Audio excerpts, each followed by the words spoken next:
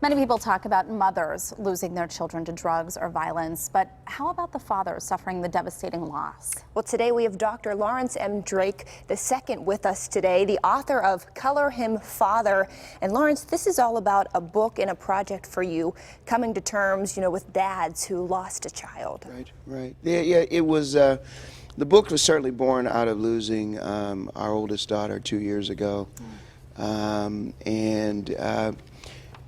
What struck me more than anything else was that I realized I wasn't alone.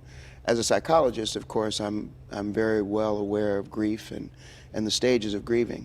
But as I really got closer to the idea of how would I cope, I realized there was no literature that really spoke to men, and more specifically spoke to black fathers.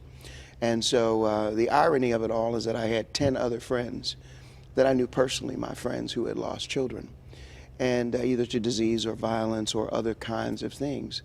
And I needed to figure out, was there a space for them? Did they feel the same way that I did? And of course, much to my discovery, I found that not only did they feel the same way that I did, but there was no outlet for them. Many of them had lost their children as far back as 25 years ago and had never spoken about it. Wow. Do you think that this is because of a kind of a misconception that women need the men, the fathers, to be strong for them while they mourn, and so men take on that burden of being strong and being resilient, and they can kind of bury that grief? Well, I think, it's kind of interesting because in society we are actually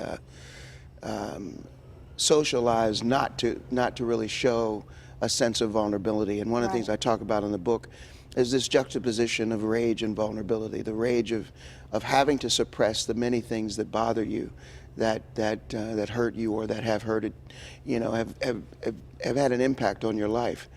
And then the juxtaposition against vulnerability, which our kids so much need to see their parents be vulnerable because that's how they will become parents. And yes, we do talk a lot about the women in our lives and what happens with them. But nobody really talks about the impact of it on fathers. On Mother's Day, you can't get a reservation. On Father's Day, you can roll a bowling ball in a restaurant and not find anybody. Right.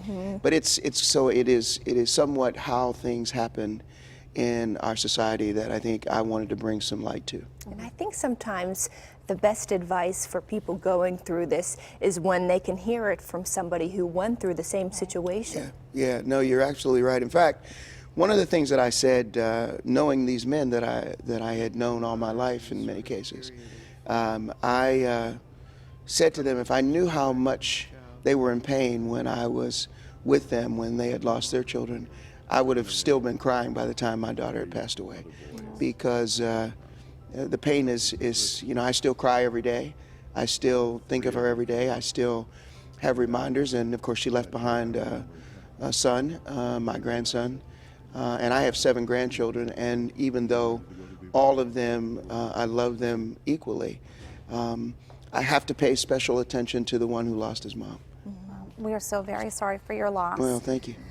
You have a very special event coming up at the August Wilson Center. I do, and I hope people will come out, particularly since I'm home. I wanted to do an event here in my hometown, so August Wilson Center at 7 p.m., open to the public, free to the public, and we will do a book signing shortly thereafter. But it'll be a panel of fathers, both local and those who were represented in the book, to talk about their experience in the celebration of their children.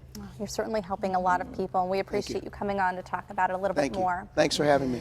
And for more information on the event, an intimate conversation with Black fathers at the August Wilson Center this Wednesday, you can check out PittsburghTodayLive.com. We will have more information on how you can get tickets.